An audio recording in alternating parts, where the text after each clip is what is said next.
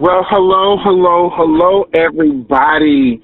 Good afternoon, good evening, good night. That's a Jamaican term down here in South Florida. I want to welcome each and every one of you to UBAWA Radio. For those that are coming on and that are about to come on, just to let you know, this is your host for the evening, Stevenson, also known as Steven Smith. It is a pleasure and a blessing to be able to come and grace you in this place to introduce a young lady that's back on this phone again that's going to really drop y'all some science, some good news, some knowledge, some wisdom, open your eyes, encourage and uplift you guys. Always remember, UBAWA Radio is where we're dedicated to the promotion of literacy and the advancement of authors and writers from unrepresented groups. Again, my name is Stevenson. I'm your host on today's show, and we have a very special guest who goes by the name of Miss Nisha Brown, and she's a beautiful young lady. Trust me, I've already scoped out. I've already I looked at her Facebook page already. Miss Nisha is the author of Miss Caramel. Miss Nisha Brown is a native of Atlanta. Shout out to the A, anybody on this call. Shout out to Atlanta. But she now resides in California, and she's been there for the past 10 years. Nisha has also developed a love for writing in elementary school. You got to start them young, people. And after being a major bookworm herself and spending most of her spare time reading, she was always that kid that had a great way with words. See, let me stop right there real quick. When you sit your children down and not put them in front of the television or the games or the idiot boxes they call it on these social media, reading is fundamental because it expands your mind, and that's why this young lady is able to write these types of books that she's writing. Even though she was a cheerleader and a straight-A student in her adolescent years, she developed a wild teenage lifestyle that landed her in juvenile hall and the foster care system. But in the system is where she crafted her writing skills even more. She sharpened those skills. She honed on those skills because that's all she could do. Isn't it amazing how God will put you somewhere to bring out the best in you? Her first novel is Miss Caramel, which took her 5 years to write because after a situation where she lost her home, had no computer, and had to live in a car, you guys, her ultimate goal as an author is to tackle real-life issues with women in general, such as stripping, drugs, homelessness, low self-esteem, prostitution, bad relationships, and overall self-worth. Nisha also takes pride in motivating others, and in spite of the dark past, she takes part in being quirky, funny, and fun. Currently, she's working as a supervisor at a call center and is putting a lot of focus in raising her two beautiful children. Ladies and gentlemen, oh boy, I want to introduce to you none other than Miss Nisha Brown. Miss Nisha, are you on this call? Yes, I'm here. Hi, how's your day coming along? It's excellent. It's excellent. I'm glad to be alive. God is good. I want to say welcome to you to UBAWA Radio, and how is your day going? It's going good. It's a beautiful Sunday so far. Okay. I know it's, how's your day coming along? I can't even complain. It's been excellent. It's been hot. I'm wearing this black shirt. I'm about to explode over here in Florida because, you know, we're close to the equator, but I'll live. Live. So, Miss Nisha, just to get into everything, I just want you to give me the juiciness, the spiciness, the drama, the confirmer, because I know it's really about to be on and popping right about now. So I want you to tell the people, when did you first decide you wanted to become an author? Well, basically when I started writing my first book is when I really decided I wanted to be an author because I have been writing, my whole life, and it's something that I always like to do, but I decided when I was actually writing my novel, I was like, well, maybe this is something that I can actually do career-wise, and maybe start taking it serious. So that's when I really decided I wanted to actually do this full-time. Okay, excellent. So the book is called Miss Caramel. You said this is your first official book that you've written, correct? Correct, yes. Okay. So I don't want to read what the book is about. I want you to tell the people what made you write this book called Miss Caramel, and tell them what this book is really about. Give them the juicy, full-on fruit la la, because that's what we need right now. Well, the book, basically it's about a girl who is mixed race and she has self-esteem issues. So, she's trying to fit in with the stereotypical, like, black community, basically. And, whatever that is, she does a lot of things to try to fit in that isn't really, good for her self-esteem. Meanwhile, she's also trying to find love, in all the wrong places, and she doesn't love herself very much. So the book is is really about the growth of the character, and it also has an underlying meaning as far as how if you have low self-esteem of yourself, you'll end up doing things that is not good for your self-worth. That's what the overall book is about. So she goes through different adventures. Okay. So when I was reading about your book, and based on what I explained to the audience about your life, and then I looked at the story of Miss Caramel, it's kind of like a lot of things in this story about her sounds like you. Is this about you? Yeah, no, I mean, it's a fictional character. I mean, some of the things is about people that, people that I have actually, like, run across, or just things that is, happened in just life, period, or, just things that could actually happen, and so obviously I have been through things myself with self-esteem issues, so I'm definitely, I'm not exempt from the whole self-esteem thing. Okay, great. So while I was checking this out again, I mean, it's like I said, guys, it's juicy. You guys are going to have to really get this, really get the full gist on what she's talking about. But like you were saying, she wasn't hood enough because she was mixed. She lived in Harlem, which we know Harlem is bliggity black, home of the hip-hop and all those good things. That she wasn't hood enough. And that, as a result of that, it killed her self-esteem, and she was just trying to fit in any way she could.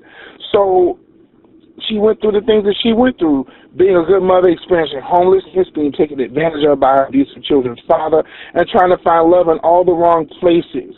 Basically, exactly. To me, it's like, I'm just trying to fit in, and if I got to deal with whatever, I'm going to deal with whatever, because that first initial seed they planted in her made her feel that way until you said, but she has to learn how to trust to love herself wholeheartedly as herself. Now, based on what you've been through, that's a bounce back to me. Because when you love yourself, you're going to come back and realize, I don't need that drug dealer. I don't need that baby daddy, and I don't need this problem and that friend. When you start loving yourself, you're showing them that I'm loving the skin that I'm in. Exactly. And that's the whole thing, too. A lot of women fall into that, and they start getting, they figure, okay, it's better for me to just be with somebody or just anybody just to say I'm with somebody. But how does this person treat you? How does this person value you? Sometimes it is better to be alone versus being with someone that doesn't value you necessarily. And that's what, women have to understand. Okay, exactly. Ladies, I hope you guys are hearing out here, because she's going to school you guys today. So now that you've completed your first book, is there a cliffhanger to this book? Are you getting ready to do a second or a third book based on the character of Miss Caramel? No, actually, that book is an actual standalone because for a while I didn't know if I wanted to do sequels because, my thing with sequels is I wanted to live up to the first one. So I never wanted to write something and people were like, well, she should have just stopped at the first one. But now I decided, to go ahead and try my hand at it. So although Miss Carmel will be a standalone, this new one, Confessions of a Call Center Vixen, I've decided to go ahead and try to do a sequel of 3 books. And I figure, what's the worst that can happen? So, yeah, the second one is going to be a sequel of 3 books. It's going to be a series. Wait. Woo, y'all heard that? I'm still country, y'all. I'm still in Florida. Y'all heard that? The Confessions of a Call Center Vixen. Taking calls and making money on the side. Girl 6 in the house. Oh, my God. We're going to get into that later because the title alone makes you go, I can only imagine what goes on in those late night hours besides 10 digits. Exactly. Oh, my goodness. Okay, well, I don't want to spoil it, though, so I'm just going to I got to stick to the script, Steve. Stick to the script. So, how long did it says that it took you 5 years to write this first book. Tell the people, the authors out there really need that encouragement, are struggling, trying to figure out how am I going to get this book done with all the things trying to come against them. What was the process like for you, and how did you overcome that process? Well, for me, because with my first book, I went through homelessness and stuff like that. So a lot of times it got put to the back burner. I would procrastinate. I would have writer's block. You know, there was months at a time that sometimes I didn't write on it. And so basically I just got in a mindset, like towards the last stretch, I was like, you know, I'm just going to do it. I'm going to get it done. You know, because writing a book is something that just won't get done. If, you know, you'll have these ideas, but it won't get done if you don't actually do it. And so that's kind of, you know, what I went through. So I noticed that, you know, with my second book, it took me lesser time because it only took me 8 months to write my second book versus my first book, which was 5 years. So you know, what I'm starting to do is just do outlines and just say, okay, I'm going to write, you know, maybe an hour a day on this day, just put time to the side, whether the kids go to bed, whatever's going on, just make sure writing is a part of my schedule because I wasn't doing that before because I was worried about everything else. And that's the key. You went through something in the beginning, and this story was like coming to life when you were going through the homelessness and all the other things that you were dealing with. So for those that are listening, sometimes those become a factor because those situations and those things are priority to you, correct? Those were priority over the book at that point, right? Correct, yes. Okay, and then once you realize, like you say, you set goals. Once you set those goals, you started putting those things in order. Therefore, that's why you were able to get it out. In spite of that 5-year span of only God knows what you went through, you still got it done. And now here you are working on the other book, and the process is easier. What changed from that point for the 5 years versus the 8 months in your life? Well, because I think I was more determined. Of course, I was more stable. I have an apartment, you know, a job, and I was more stable. And like I said, like I put that into my schedule, whereas before writing wasn't part of my schedule. It was just something, if I felt like doing it, that's what I would do. Well, now it's like writing is becoming like a schedule, so I'm treating it more like a second job as well. So it's like just like I go to work and I clock in and I take that serious, I'm taking my writing seriously too because I want my writing to go to the next level. And if I want something to be a career, then I have to take it seriously. I can't just put it off and be like, oh, I'll just do this when I feel like it. You know, it can't be a hobby. Exactly. Ladies and gentlemen, just understand what Nisha's saying, that she made it a priority. It was no more procrastination. And to piggyback on what you said, Ms. Brown, I heard what's the gentleman's name? Oh, my gosh, it's slipping my mind right now. Eric Thomas. Eric Thomas was asked a question by a young lady. She says, well, there's a lot of things that I want to do, but I have a lot of procrastination on the things that I need to take care of. How do I not procrastinate? He said, I don't believe in procrastination. He says, I believe in priorities.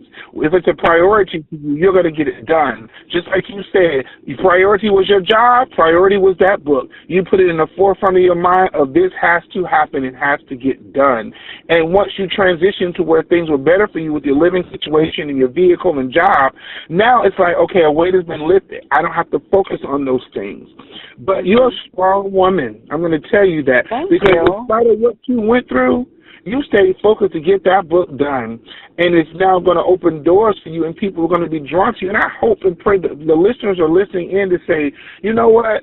If she can do it, I can do it. Yes, I got all this going on. I got kids, whatever the case may be. But Ms. Nisha is giving me encouragement and strength to say, it's going to get better, and I'm going to finish this book because it's on my heart to do it. So you know I should pour nothing but love on you to tell these people that it is possible. It's doable. You just have to just make those things priority in your life. Thank you so much. Yeah, absolutely. And I definitely want everyone to know that because I like to be a role model. You know, I consider myself the queen of esteem, and I definitely want to be a role model for people that have been through what I've been through and people that's going through, you know, what I'm going through, that there is, you know, a rainbow at the end of the rain, you know. Amen. Amen. She's about to preach, y'all. Give her a few minutes. So, Nisha, so what was so rewarding about writing these books and being an author and becoming an author? Give us the great rewards behind that. Well, the great reward is knowing that, you know, I have something that's out there. I've told, you know, stories, you know, basically, and just the great people that I have met along the way, that if I would have never wrote and finished my book, then I never would have met, you know, these people. And I already feel like I have doors that's opened up. You know, even right now, this has paved the way to where I have my own radio show now on Thursdays. On Thursdays at 9 a.m. Pacific Standard Time, I'm the host of the Hour of Esteem. And in the Hour of Esteem, I'm able to actually speak to other authors, other women that, you know, are just dynamical in the things that they do. do. Like, I'm really great, and, you know, it makes me feel good to have been able to meet them. Well, if I wouldn't have wrote a book, then I wouldn't have all these opportunities opening up, you know. I'm actually going to be doing a library event at the end of the month, you know, at my local library downtown, to where I'll have a chance to set up a booth and talk to people about what I've done, and you know, and network with other authors. So if I never would have finished my book, these are things I wouldn't be able to do at all. And that's a blessing within itself. Queen of esteem, pain produced purpose. Your obstacles became an opportunity because you looked beyond all that, and then you took that thing by the neck and let it know, no, you're going to work for me. You're not going to work against me. I'm going to make this work for me, and that's what you did. And somebody needs this encouragement right now that's listening. Somebody needs to know that, wow, oh, my gosh, I'm going through similar same things. But she said her esteem was built up. It was stronger. And now that she has this self-esteem, she's created a radio station. Now she has books coming out, and only God knows what else she's going to do, tours, books, whatever. Why? Because you started raising up within self and realizing that, no, I'm going to win this thing. And you're showing them that you are victorious. Because just because you overcame those obstacles and turned them into opportunities, and what you've been through is now becoming an asset to your life. So I applaud you again, and I want to make sure before we close out that you're giving your information in your radio station so people can listen in as well. Absolutely, yes, I would love that. You know, because my radio station really promotes self-esteem, and that's what the most important thing is. So before I get into the next question, what is one of the greatest things that can come out of a person that's in a low place or depressed or sad state? What are one of the things or key things that you push into them to build up their self-esteem? Well, basically, no matter what, like, you're the great person. There's something about everyone that is in them that is positive. And I was telling them, you know, there's going to be something, whether it's physical, whether it's mental, you know, whether it's emotional, whatever it is, you have something in you. Everyone has a talent, you know, and you have to look at it. It's not about what people think about you. It's about what you think about yourself first, because you have to live with yourself every single day. So it doesn't matter if, you know, people think a certain way about you. Like, do they even really know you like that?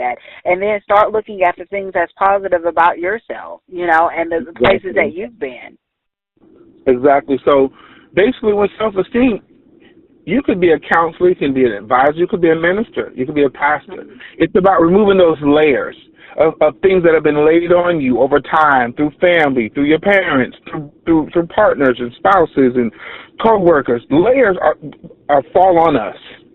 And when a person like yourself is coming on with all this esteem and this sunshine and it sparkles and glitter and it's like, oh yes, I'm this and that, but they don't realize that, yeah, I've been through the things that you've been through or similar or worse, and here you are trying to come and tell me this, that, and the other, and I don't want to hear that. I don't believe in that, because the layers need to be taken off. And your book will help these people. That book will help them to take the layers off to realize that I am not that. I am not what you said. I am not I don't need to fit in. I don't need to dress. I don't like that. I don't need to smoke this. I don't need to do this or the other. So Miss Caramel is definitely going to make a difference when people really delve in and read between the lines that it's beyond just a beautiful woman on the cover. It's more about, you're saying, layers off. This is who I am. You either like it or not. I'm not trying to conform to you or any society. That's a beautiful thing. Exactly. So, considering 5 years, you went through some things. Was there a time you ever felt like giving up, saying, I'm done, I'm calling it quits, y'all can have this, oh, bump this, I'm going back and do whatever I want? Did you ever feel like you wanted to give up? Yeah, I did, like, you know, especially because during that time I also didn't have a job, too.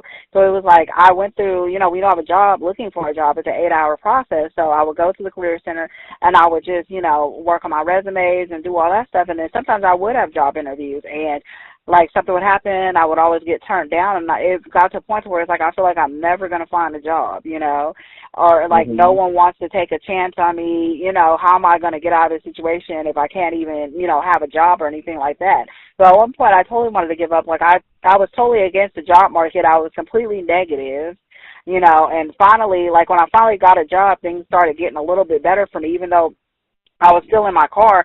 because I hadn't saved any money yet. But I would still go to work from out of my car, and no one knew that I was homeless. I would get ready and everything and just go to work every single day. So when I got my apartment, things got better. But that whole time looking for a job, it was completely discouraging for me. And I can relate to that because I was literally homeless. Got someone to quit my job. I was sleeping from place to place, putting shows and events together. Then he says, write a book. Write a book? I can't put gas in my car. I want to write a book, God. Right. I want to slap myself. But you did it, and I did it too. I'm not trying to take time away from you, but I can recognize that here it is. It's like, wow, you did some similar things. And it's like, you want to write a book, and I was discouraged. I was sleeping from place to place and living off food stamps, ended up in a rooming house and all these crazy things. But in spite of it all, what was it that made you not give up and press through and complete this book? Well, my kids.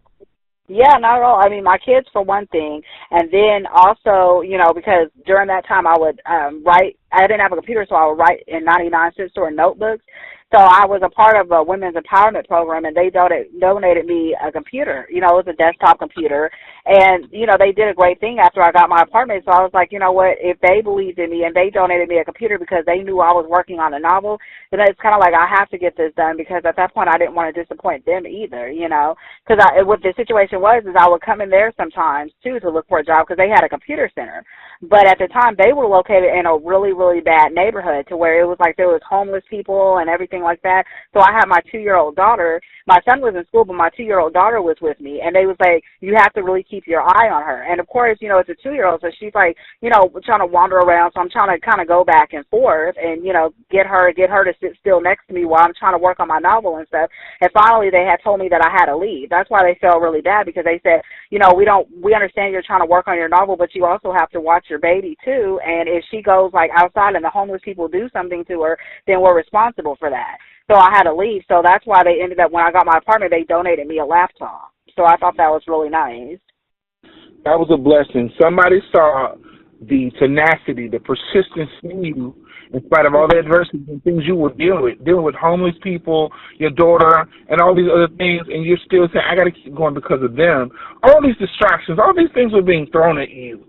And here it is. You said, I got to do this. And the beauty of it all, that God said somebody's heart to say, get her a laptop. That right there should shake somebody's mind right now. Because, Nisha, you were in a situation that was worse and horrible. But someone could be listening right now that was not in those situations, might have it all together. Might have that laptop, may have had their home, and God's telling them to do something. And they have the means. And you didn't have anything. You pressed through. So if anybody that's on here that's thinking about giving up or want to give up, if you didn't hear this, I want you guys to go back and play this back so you can hear what this lady had to go through in order for her to finish her novel.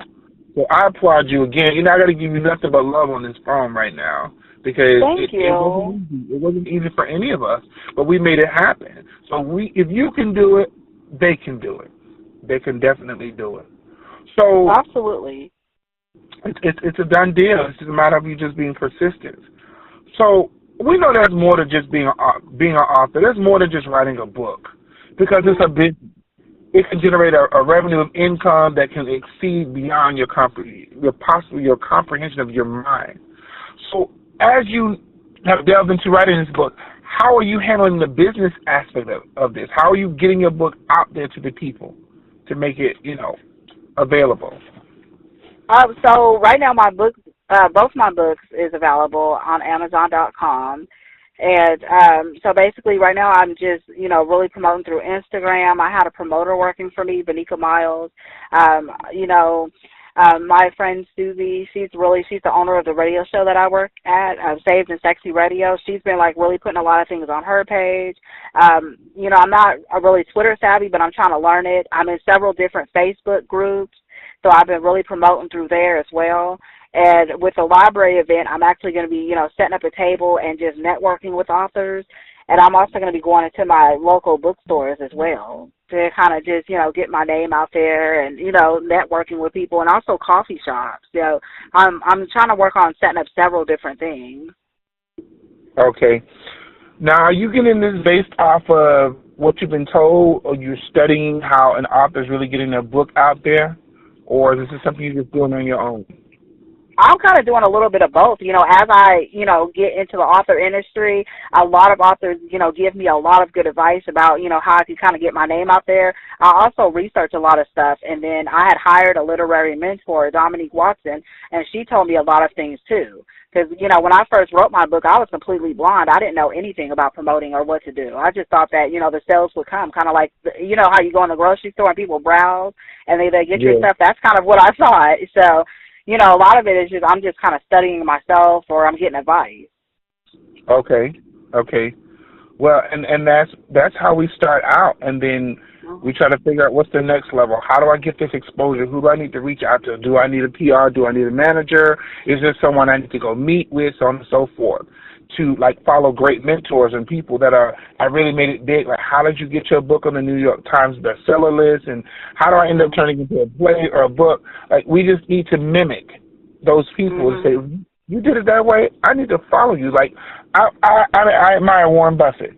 I admire him. And I appreciate what he's doing. I admire Zane, the author Zane. Yes. So it's like, I didn't know how you're doing these things, because you're doing something right. That formula is working for you. And you take it and make it your own based on what you're doing as well.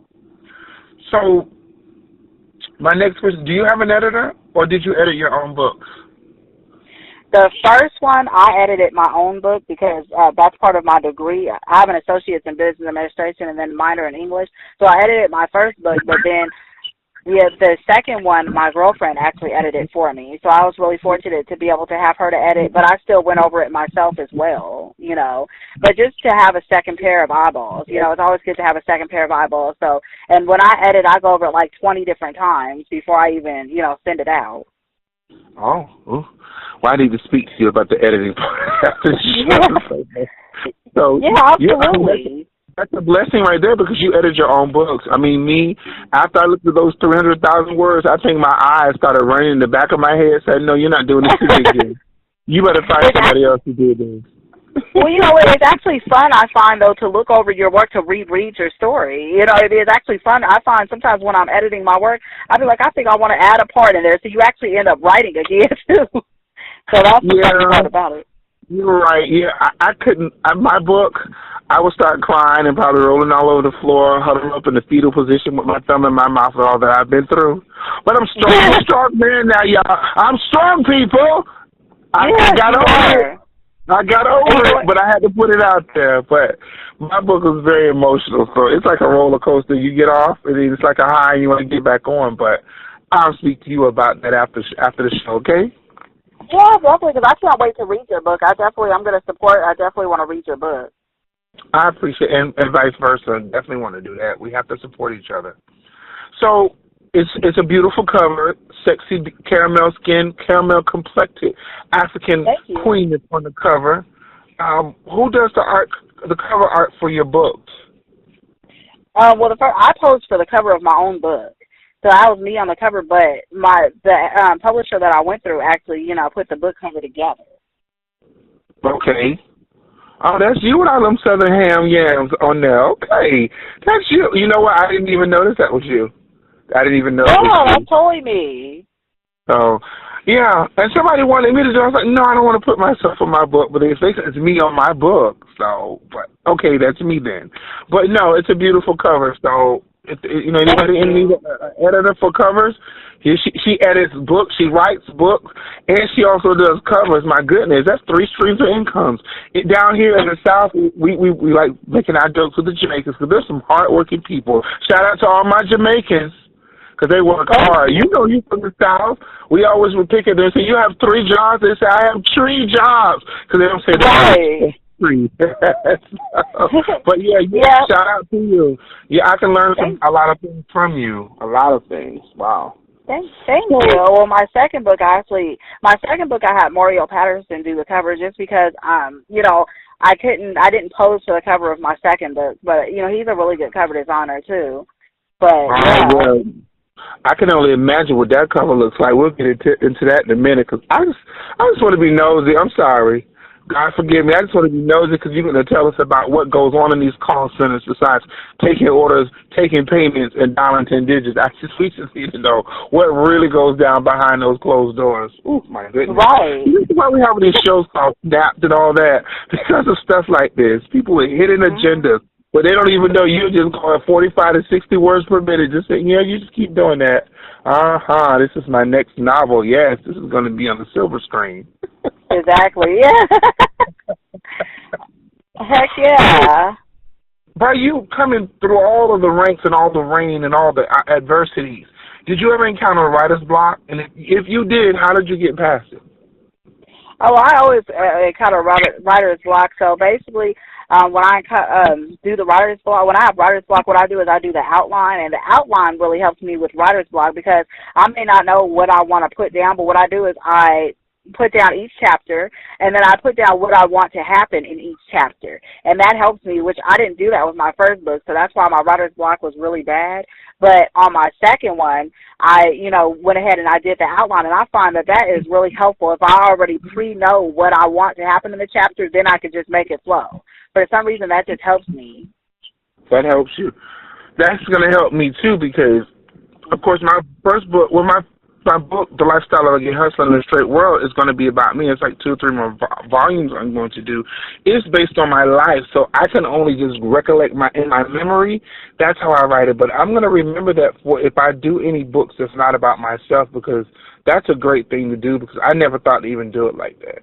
Considering I've never written never written a book before. I just came off the top of my dome and just let it happen. Oh, that's amazing. Yeah. And that's really good. Yeah. But see, like you said, an outline, credit, like you said, I already know what I want to write in the next chapter.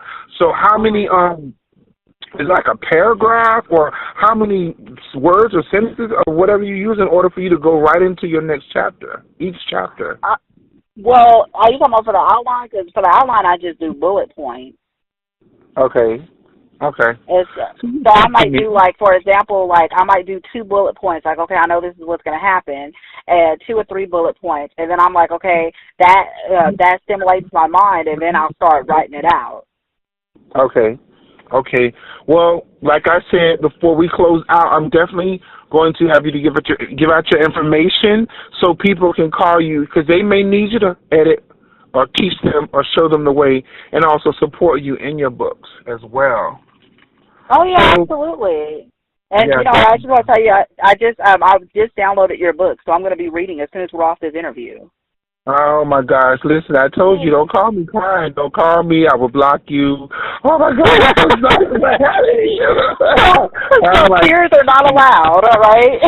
Tears are not allowed. You better cry, get it over with, and call me with a calm voice. If I hear any shakiness, I'm connecting you.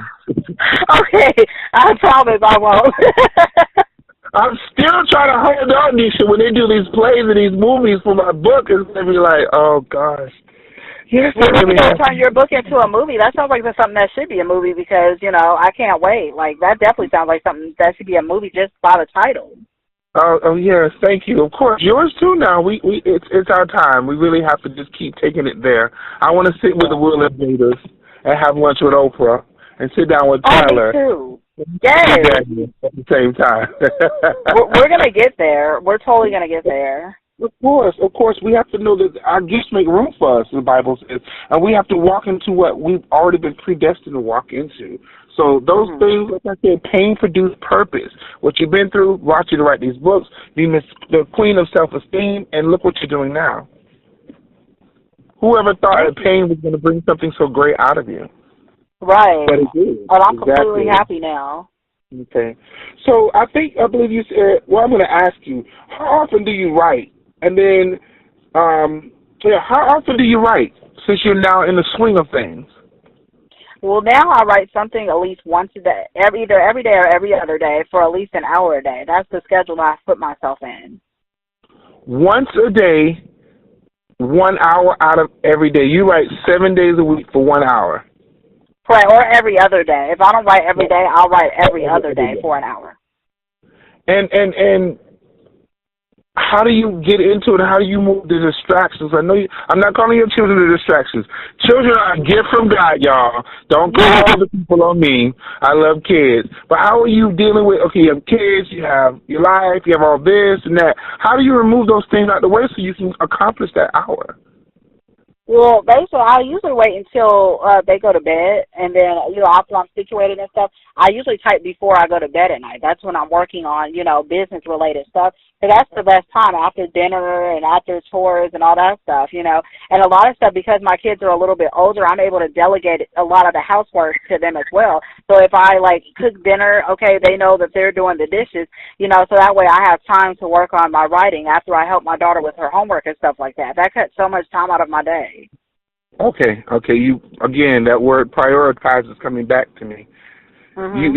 You went from chaos to order because now I don't have all that stuff going on. This is better for me. And you're right. When things are in place, things fall in line, things are working out for you, you can get so much done because your mind is not all over the place because you don't have the means, you don't have the money, you don't have a this, you don't have a that. But when you have what you need, it's like a Tasmanian devil. Get out of my way.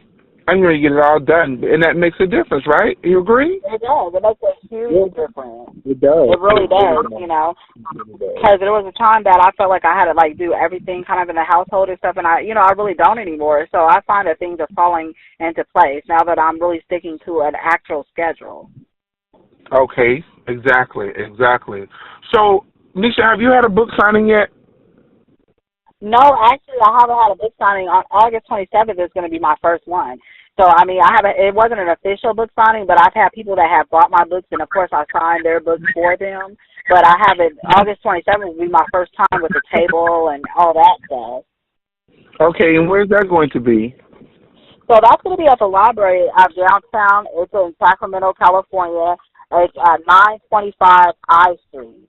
I think, let me make sure that's the address. So it's 925 I Street, and it's going to be on Sunday, August 27th from 1 p.m. to 3 p.m. That's Pacific Standard Time.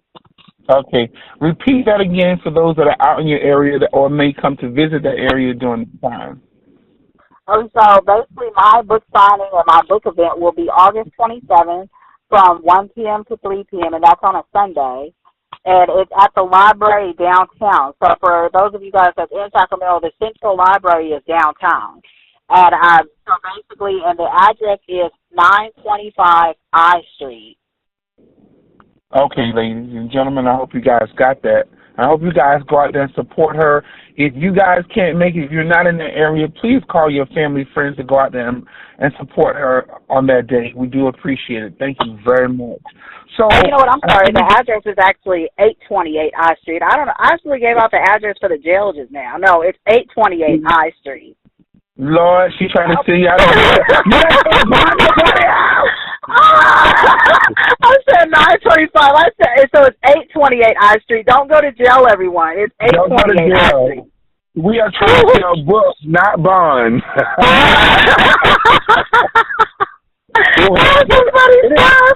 Oh my gosh, that address just came out of your mouth like it was nothing. Like, how does she know that? I know that address so well. That's so funny. Well, I've been arrested a couple of times, but that was a long time ago. I was arrested a lot of times. But we all have a past. Some people just can't tell their truth, but at least you're able to tell it, so they appreciate you more. We've all fallen. We've all made mistakes. You know. Good, so hey, tell me that. Have you been to jail before? That way I could feel better. Yes, I have. Oh, good. Yay. In the book. I have to tell my truth. Listen, when the almighty voice of the big man tells me to put everything in there and don't leave anything out, that means you got my back when they try to come for me. But I learned that when you're so open and honest and you're telling who you are, because I'm trying to help you. Me putting my life out there is not to, like, I don't like being embarrassed. But putting my life out there for you to read it, it's going to show you, my book is about people coming out of a situation of being molested and raped, but at the same time, just telling them my life was spiraling out of control, that I was crying for love and help, and I was out there doing all kind of illegal activities and getting in trouble. Who knew my mess was going to turn into a message? I didn't know that was going to turn into a message. So, yeah, I've been in trouble. I've been locked up, too. So, join the club. We're going to jail siblings. Isn't that cool? Huh? I said we are being to jail siblings. Well, I don't want to be related to anybody that's siblings anymore, so we're going to go ahead and do a blood test to find out if I'm not related. But it's the beautiful people. Hey, people, listen, we're only going to be honest because whatever we write is what God places in us to go out and put it out there so people can see, wow, you know, what a difference would a change. And some people just are nosy. They just want to know what's going on in someone else's life because they may not have an interesting life like yours, but then they can still write about who they are because not everybody's life to be meant to be fame, fortune, red carpet. Some people are just to live a regular life, and that's fine. So we want to entertain you at the same time, encourage you, because we could draw something out of you as well that you may not know that you even have, just because we stepped out on faith and said, we're going to do this and not be afraid. Mm-hmm. Not be afraid at all. So, besides social media, what other methods are you using to get the word out about your book? Because we know social media only does a certain percentage unless you're paying Facebook and paying them and this and that. And I just found out about Black Twitter. I need somebody to get me some more information on that because I really want to know about that. But what other methods are you using to get your book out there? Actually, it's funny because this morning an idea just came to me. I'm going to have flyers made because my release date for my new book is August 21st. And I'm actually on my day off all day on Thursday. I'm going to be putting flyers on people's car windows. And, you know, another author was saying that that's very effective, too, especially in the area that I'm going into. That's the area where, like, the beauty shops and barber shops and stuff like that is. I'm actually going to be putting flyers on everyone's window. So I'm going to have, like, 1,000 flyers made. So that's going to be a big thing, too. Okay. Well, see, you already have another way, and that's good. We always have to think, like I tell people, hashtags. I know people are like, oh, hashtags. Use those hashtags on all of your social media. Like you're saying, you're going to be passing out flyers on your day off. You're going to be putting yourself out there. Have you also considered to possibly reach out to Barnes & Noble? And is Borders still open? I don't even know if Borders is still open. Well, sorry, Borders, because you were great to me. I love you. And also Books A Million, Walmart, Target. There are ways that you can get in these locations because I didn't even know my book was in Barnes & Noble and Books A Million until I checked online. I said, oh, my gosh, they picked my book up. You need to check that because they may have done that for you. They may have definitely done that for you. But there are ways that you can get your books in there as well to do that. So, as a woman of color, caramel-complected color, what inspires Nisha the most? Give me that one thing, or it may not be one thing, but what is it that inspires you the most? My kids and success, like wanting to succeed. You know, success is like the best thing. And I want my kids to be able to look at it and say, you know, she put me through college, you know, because that's my biggest thing right now. Is I have a 13-year-old and a 9-year-old, and college is right around the corner, you know, and I want them to be able to have a good education without having to take out a whole bunch of loans. That's my biggest thing right now. So I definitely want to be able to have them the things that they need for college and stuff like that. And I also want them to look at me and say, you know what, my mom is very successful. You know, I want them to talk about me like that, you know. And I also want to be able to reach out and, you know, just look back at my life and say, you know what, I've been successful. That's the biggest thing. Right. And you talk with such compassion about your children. Everything that you want to do, it has nothing to do with you. Do you notice that? It has everything to do with your children. They are the apples of your eye. You love them very much. I'm getting emotional over here. So if you hear some blubber, you know where I'm going. Because I love kids. I'm hugging you. Oh, okay. Well, send me a virtual hug, an online hug. I can see it on this thing. Yes. Oh, that's nice. Sprinkles you have on. What is that? But on the serious note, the compassion you have when I hear, I want them to say they're proud of me. I want them to see that I'm successful. I want to pay for their college education. I want them to look at me and say, Mommy made it in spite of whatever, because that could be a greatest inspiration, because when you truly love your children or someone you're raising, that gives you a reason to keep pushing and keep going, because if I fail, then they have nothing. So to be able to see another life to inspire you, because many people can say, oh, I'm inspired by Justin Bieber, I'm inspired by Barack Obama. There's nothing wrong with that, people. But look within your circle, within yourself and around you to see what's inspiring you to become the person that you are. Because there could be family and friends that might not even support you, but it has to be something that's going to inspire you to get to where you need to be, even if it's your enemies. I don't like the word haters, because that word's been so used. I took it out of my library. I took it out of my dictionary. I don't use it anymore. But even if it's your enemies, people that don't even like you, don't care for you, love on them and keep going. Your inspiration has to come from somewhere, and your inspiration are your children. And I just truly love it. And I hope and pray that what you're speaking out of your mouth, it will manifest for you, and they'll be able to say that back to you, because I believe once they say that to you, you can say, I'm good now. I'm good. I'm good. I accomplished what I needed to accomplish. So big ups to your children. I don't know if they're listening, they're around you, but you guys have a great mama. I hope y'all hear me in that house. You have a great mama, you guys. So what is your biggest influence? My biggest influence as far as, right now, like as far as writing, my biggest influence is Zane right now. You know, like I said, she's a great author. Yes. Just like, those, and I know those are big shoes to fill, but, you know, that's my ultimate goal is kind of get where she is. And I've read every single Zane book, you know, so that kind of, that's what kind of wanted me to start that genre of writing. So what was it about Zane that really became your biggest influence? Tell the people just a little bit about Zane, like what made you say, oh, my gosh, I'm captured by her. Well, just like, when I first started reading her books, I loved her writing and her writing style. And then when I learned, you know, a little bit about her, it was like she's, you know, just an average, you know, female just like me. You know, she used to write when her kids went to bed at night. And I just thought that was amazing, because that's pretty much the same thing that I do as well. And I think that the fact that she's reached out to so many people, like, I think she's just amazing. Okay. And for those that don't know, she's an urban author. And what are some of the books that people might remember? Because I believe some of her books turned into movies, didn't they? They did. Her book Addicted did, but my all-time favorite book by her, I like The Skyscraper. That was a very good book, too. That took place in an office. I like Addicted. I like pretty much all of her books. My favorite one is The Skyscraper. The Skyscraper, okay. I've seen like a couple of her books, looked at them, but I haven't really like delved into it. But I know she's a great author. I'm inspired by her because I follow her on Facebook, and some of the things that she says, it's like, yes, that's it right there. But she keeps it so real and so raw. So I love everything about that. So we're open. You done been in jail, I done been in jail. We've been fingerprinted, got locked up, won't let me out. Yes, I sing a little bit too.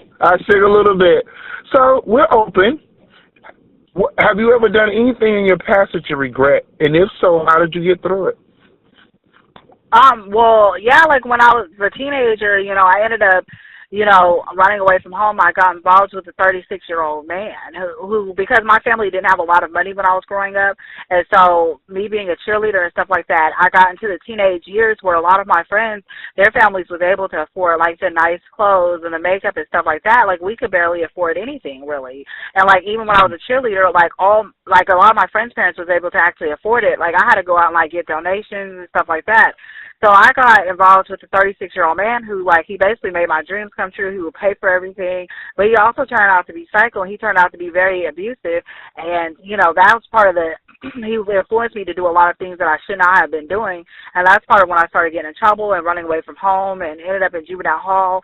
And so I regret that because I figured if, you know, I wouldn't have met him, then I would have still been on the right track that I was on, which was getting straight A's, just thinking about reading and school and stuff. But I just let him completely veer me off track. Okay. And the very thing that you said was he started giving you everything that your family couldn't give you. That devil is a sneaky bastard. He's so sneaky. I hate him. He gave you the very thing that you could not get at home, and it drew you in because it's like, well, they have the makeup, and they can do this, and they can do that. And all of a sudden, here this man pops up in your life. And he starts catering to you, and it starts veering you off track. even though I look at it like you weren't off track, you were going the way that it was meant for you to go in order for you to tell these testimonies and your experiences to the people to show them, okay, yeah, I did this. But do you regret these things that you've done? I do. The only reason I regret it is because a lot of the things that, you know, he did affected my mom as well, like my family. Like, he slashed up her tires. You know, he like, when I say psycho, I mean, this man was really psycho.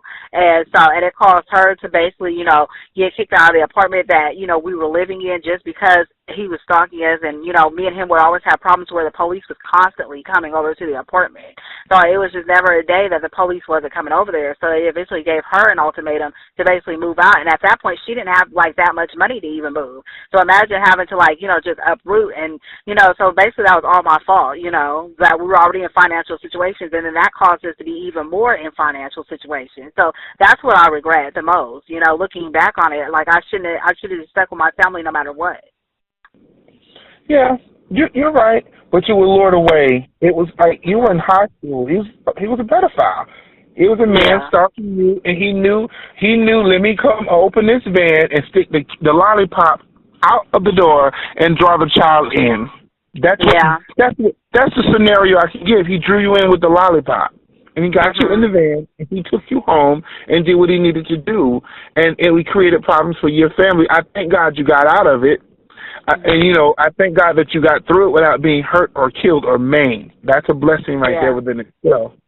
And you know, like, well, also, juvenile hall was a blessing because if I wouldn't have got locked up, he probably would have killed me because that's what everyone said. Like, I ended up in the hospital because he had strangled me and everything. So I probably would be dead right now if I wouldn't have got locked up. And when I got locked up, it was like I couldn't be around him no more. After I went to juvenile hall and the foster care system and stuff like that, there was a complete no contact order. That's good. That was a break for you right there. You got through that, and that was a break. God blessed you to walk away from that, and now you moved on with your life. And, you know, segueing into my next question from what I just asked, how did you get through those tough times in life? Life was really throwing at you. I know you pretty much tapped on it in the beginning about, you know, when you were in your car and you were still, you know, doing the best that you could for your kids and whatnot. But how did you get through those tough times? What were the essentials?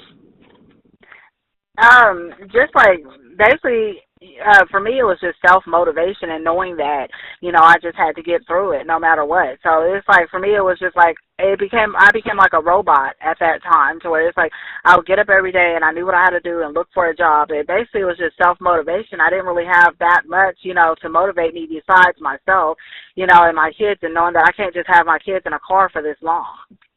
Exactly.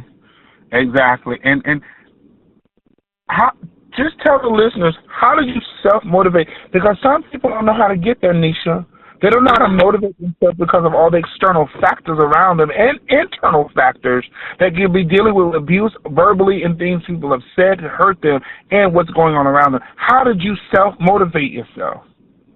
Well, in the morning time I had kind of like, in the morning time I kind of just made myself a list, you know, just to say, hey, okay, I'm going to look for a job on this day. No matter what happens, I'm not going to give up, you know, and no matter what job turns me down, I'm going to keep applying, because there was a time when it was like I thought for sure I was going to get this job and they was all positive. Then they went with somebody else and I was completely negative. I was like, well, I'm not going to turn in no more applications. And I was like thinking to myself, what is that going to do? So basically for me, it was just kind of tuning out all the negative thoughts that was in my head and just going with the positive thoughts, because you know your negative thoughts will drag you down real bad. They really will. Those words are powerful. They will beat you to the point that you feel like you're nothing. So you found who you really are from within and said, no, I'm going to win. And, you know, again, I understand why you're the queen of self-esteem, because now it's like, I've learned how to build myself up so I can build you up, take those layers off, and show you that you need to self-medicate yourself with words, not medication, not drugs. Because a lot of people resort to that, you know, covering the problem, masking the situation. But I'm going to teach you how to speak over your life, speak over yourself to make you to become what you've originally been created for. So, again, I applaud you again. You've been through some stuff, woman. My goodness. Thank you. Yeah, so Gee, I you mean, know I used to.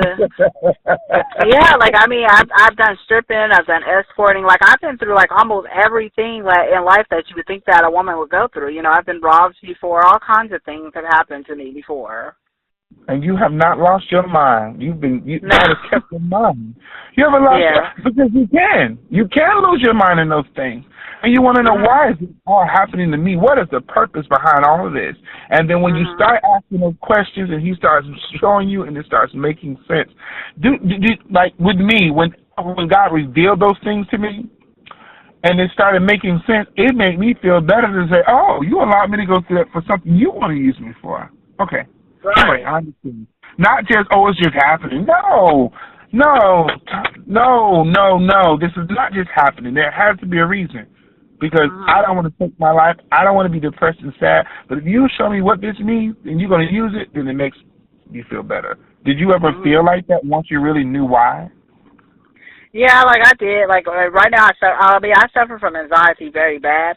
But I do look back on, all the things that's happened, and I said, well, I guess I couldn't have been here if it wasn't for that. I couldn't give people advice because, sometimes it's better to have gone through something and then give people advice. You really can't give advice to people on something that you've never been through before.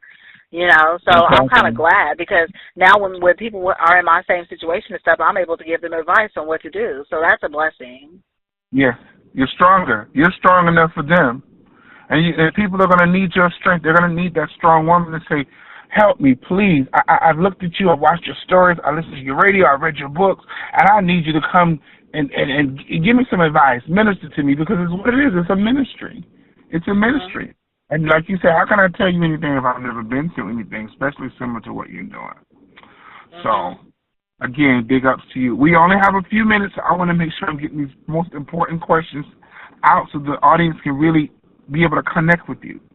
So, if you haven't already, because we're now in August, people, I know we made those goals in the beginning of the year, those, what are the New Year's resolutions, but as for you, what do you want to accomplish if you haven't already accomplished in this year? I want to be a best-selling author, a New York Times best-selling author, and I'm also I want to make one of my books into a movie. This year? You want to start on it this year? That's one of your I goals. want to start, I want to start, working on it this year, and hopefully by 2018, that's what I'm looking at happening. Okay. Well, we're on the same track because I just want to do the same thing. But speak it, believe it, work on it, and expect it to happen. Because there's the power in words and action, and faith alone will make it happen for you. So, what do you have planned next? I know you have the book signing coming up, but what's next for Nisha, even while this book signing is taking place? I'm working on Confessions of a Call Center Vixen Part 2, so hopefully that'll be released by next year. I'm also working on the story. It's going to be a novella, but it's going to be called The Menage a Trois. I'm working on that right now. I've teamed up with Ilana Washington, which is another best-selling author. She's doing a memoir, as far as women telling their stories, as far as divorce and stuff like that. So I was fortunate to be able to team up with her. So that book should be coming out pretty soon. I'm just writing a story in it. And I guess it's a group of 10 women. And other than that, I'm just going to keep working on the Confessions of a Call Center Vixen series. Oh yes, I can't wait to hear that. Okay, see, we only have a couple of minutes. Just give me at least 2 minutes. Give them the dirt, the dish, the drama, the conflama, the all that's going on behind those 10 digits in that screen. And if anybody's never ever seen Girl 6, watch Girl 6. And I know you didn't get what you're writing about based on that movie, but it sounds like a Girl 6 Part 2 to me. Yeah, no, I've never seen that movie. I've heard of it before. Well, my book is just about like 4 women that work in a call center, and of course they, there's one girl that they're all jealous of, and it's basically about how they're trying to take her down, but she has a dark secret too. So, it basically centers around self-esteem and self-worth as well when you see a lot of things that these women are going through that work in the call center.